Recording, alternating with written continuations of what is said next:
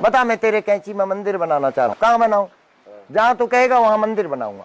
अच्छा। अब पिताजी से जब ऐसा कहा, पिताजी हाथ जोड़ के बाबा से प्रार्थना करने लगे कि बाबा आप तो जो है इतने अंतर्यामी है, तीनों लोगों की आप जानते हैं और सारा भूत वर्तमान भविष्य आप बताते हैं, भला मैं आपको क्या बताऊं मंदिर कहाँ बनाना है। जब बहुत जिद कर दी तो पिताजी ने तब उस जगह के बारे में बताया जहाँ अभी वर्तमान में कैंची धाम मंदिर है। अच्छा।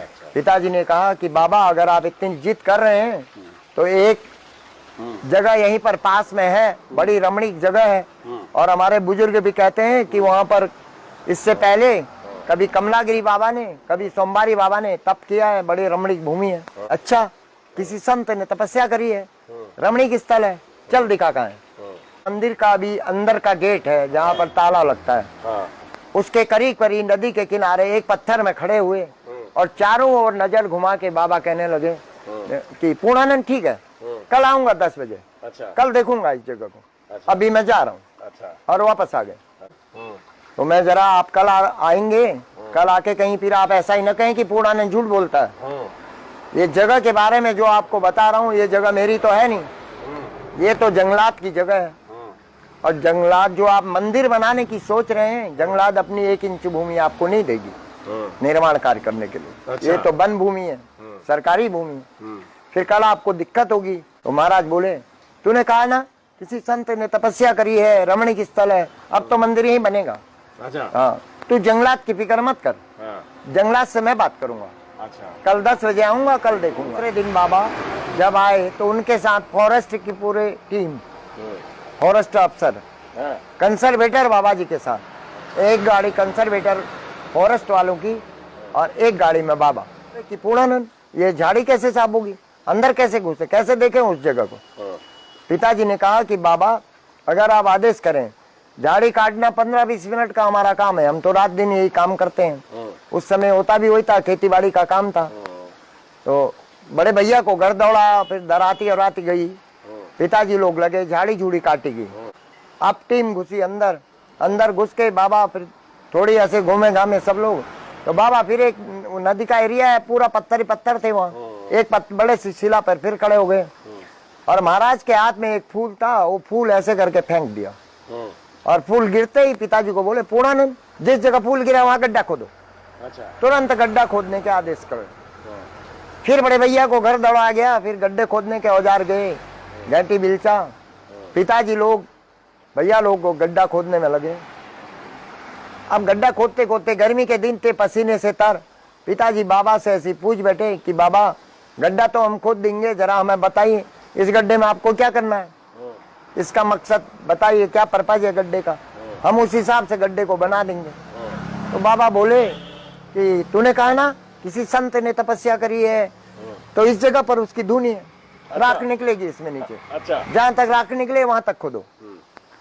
अब पिताजी लोग खोदने में लगे रहे और वो सच्ची में जैसे ही गड्ढा 1.5 फीट का गहरा हुआ, उसमें से नीचे सारी राख निकलनी शुरू हो गई।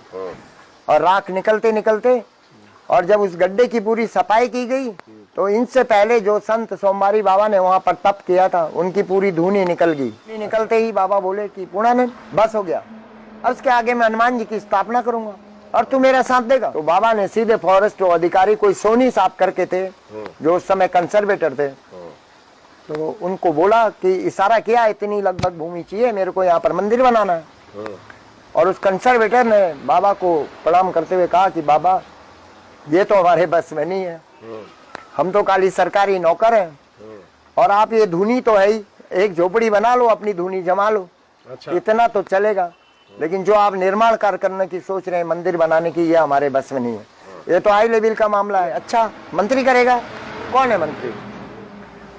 पूछ दिया कि कौन मंत्री करेगा। तो उस समय चौधरी चरण सिंह जी यूपी के वन मंत्री, उनने बताया कि चौधरी चरण सिंह है वन मंत्री, वही इस काम को कर पाएंगे। ठीक तीसरे दिन बाबा की फिर वही चमत्कारिक क्रिया जो मैं आपको अभी बताया ना कि बाबा एक साथ कई जगह दर्शन दे देते थे। चरण सिंह को भी बाबा ने जरूर कोई ना कोई चमत्कार दिखाए होंगे।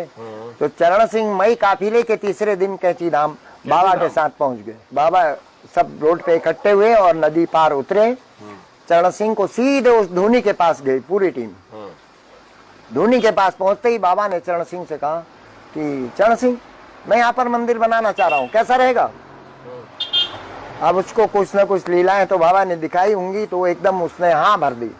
उसने कहा बाबा ये तो बहुत रमणीक स्थल है, ऊपर से आप मंदिर बनाने की सोच रहे हैं, ये तो बहुत अच्छा रहेगा, बनाइए आप मंदिर। कितना बड़ा मंदिर बनाना है, कितनी भूमि आपको चाहिए? तब बाबा ने उसको भी इशारा करके ऐसे बोला कि लगभग कितनी भूमि चाहिए, इतनी भूमि के लिए कह रहे हैं, उससे दुगनी चौगुनी भूमि नाप दो। अच्छा, जितना भी पहाड़ी के नीचे नदी का किनारा समतल एरिया है, लास्ट कोने तक देखना बहुत बड़ी भूमि है वो। तो सारी भूमि नापो और इसका सरकार बनाम बाबा दान नामे का पट्टा तैयार करो। अच्छा, 1 रुपया सालाना लीज रख दो कि बाबा राजकोष में देंगे। अच्छा, सालाना लीज पर सारी भूमि नापने के लिए और पट्टा बनाने के लिए आदेश कर दिए। चरण सिंह से बोले कि चरण सिंह तू तो भाई बहुत बड़ा आदमी है, बहुत बड़ी कुर्सी में बैठा है, अच्छा, कड़क बहुत बोलता है, अच्छा, कड़क मत बोला कर, अच्छा, तू तो भक्त आदमी है, तूने तो आज मेरा बहुत बड़ा काम कर दिया, मेरे मंदिर बनाने की राह बड़ी आसान कर दी। और उसके भी 2 थपकी मारी पीठ में कि जा एक दिन देश का प्रधानमंत्री बनेगा। उसी दिन दे दिया? उसी दिन ये कह दिया कि जा देश का प्रधानमंत्री बनेगा। तो बाबा के मुंह की वाणी आज तक के इतिहास में कोई झूठ नहीं हुई। और मंदिर की नींव का पत्थर पिताजी से बाबा ने रखवाया। तो बाबा कहते थे कि पूर्णानंद तू नींव का पत्थर रख दे, बाकी मेरा सब काम होते रहेगा।